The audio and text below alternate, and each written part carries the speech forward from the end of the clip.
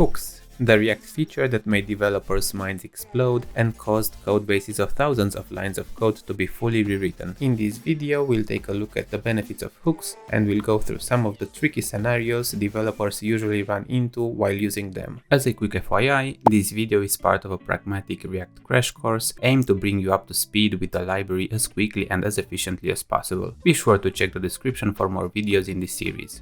Hooks were introduced in React 16.8 and they are aimed to allow you to use the state, listen to the component's life cycles and more without using classes. Most of the time they are simple and straightforward and help us transform the way we write components from something looking as cumbersome as this to something much more easier to understand. We'll start by looking at the most common hook out there, the useState. As the name clearly states, it allows you to easily add state properties inside the components. Always use this hook when you want your component to maintain a correct state between renders. Let's take a quick look at an example aimed to show you the importance of this hook and some of the pitfalls you could run into if you don't fully understand how state behaves between renders. In this example, I defined 3 separate number values which can be increased by 1 when clicking on a button. I'm using 3 different declarations for this. The first one uses the state hook, the second one stores the value in a plain variable inside the component, and the third one stores the value outside the component. When increasing the state value, all things are going as expected. As mentioned, this is the only correct way to work with component state data. Let's take a closer look at the other 2 scenarios since they will give us the chance to understand how React actually works. The internal count variable is defined inside the component. You'll notice that even though we are increasing this value, nothing happened in the DOM. Hopefully, this shouldn't come as a surprise for you. In the rendering process, React will only check component state and props to understand if the DOM needs to be updated. The same will happen when trying to increase the external count. However, there is a small difference here.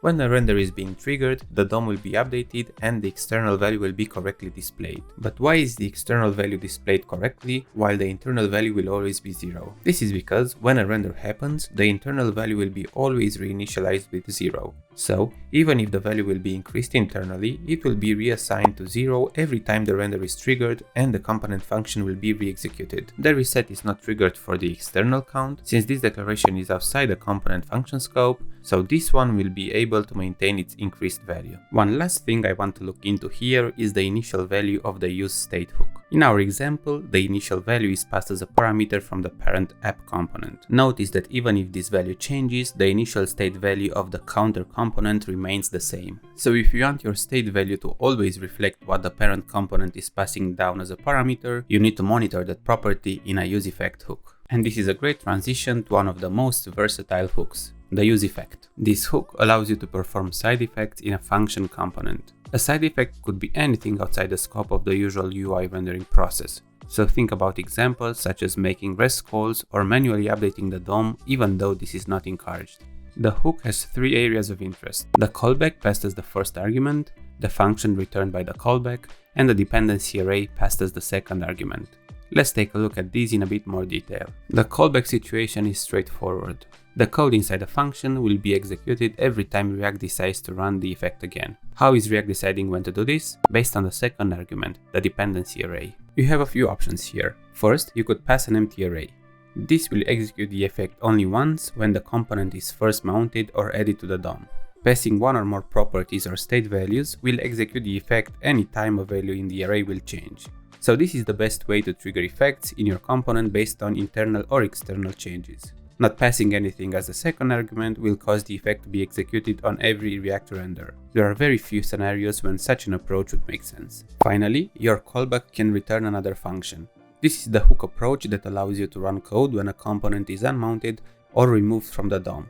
Since we are mentioning callbacks, let's take a quick look at the useCallback hook. In React, there are a lot of situations when you need to pass logic down from the parent to the child component. Between renders, when the whole component logic is re-executed, the function passed down to the child component will change its reference. This might cause extra logic being executed in the child even though this is not needed. To illustrate this, let's take a quick look at an example. In the app component, we defined a function called increaseParent, which is passed down to a child component as a parameter called doParentAction. In the child component, I defined 2 buttons with an onClick event. One of them is increasing the internal state, and the other one is calling the parent function. Finally, I defined an useEffect callback to notify us when the doParent doParent action property is changed. Notice that whenever the parent function is called and the state of the parent updates, the child component receives a new reference of the doParent action. In practice, this makes no sense since the content of that function is still the same. To solve this, we'll define the function as a useCallback. Once this reference is passed down to the child, we'll know for certain it will not change with every render. Notice, however, that the useCallback hook accepts a dependency array as a second argument as well. In real-life scenarios, when your callback is depending on other state or props, you want the reference to be updated so that the child components are not working with stale callbacks. Don't worry though, the React linter will always notify you when the dependency array needs to be updated. The final hook I want us to look into is the useRef.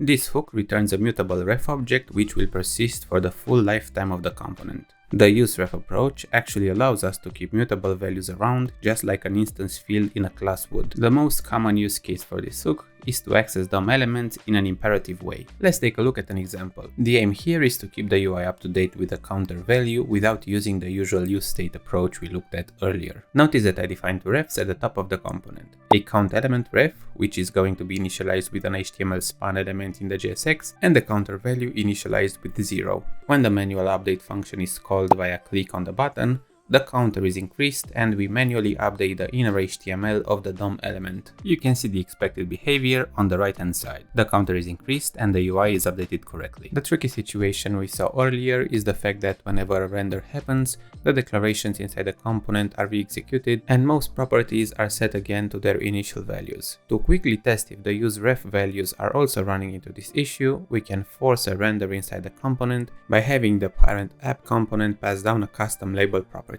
In the counter component, we are displaying this custom label in the DOM. Of course, when this value changes, a render is going to be triggered. On the right hand side, you'll see that triggering the render doesn't cause the counter ref value to be reset. To sum up, hooks are a very powerful tool you can use to accomplish a wide range of things in function components. In the React docs, you'll see a lot more hooks targeted for specific scenarios. Furthermore, you can also create your own custom hooks if needed, but this is the topic for another video. Thank you for watching.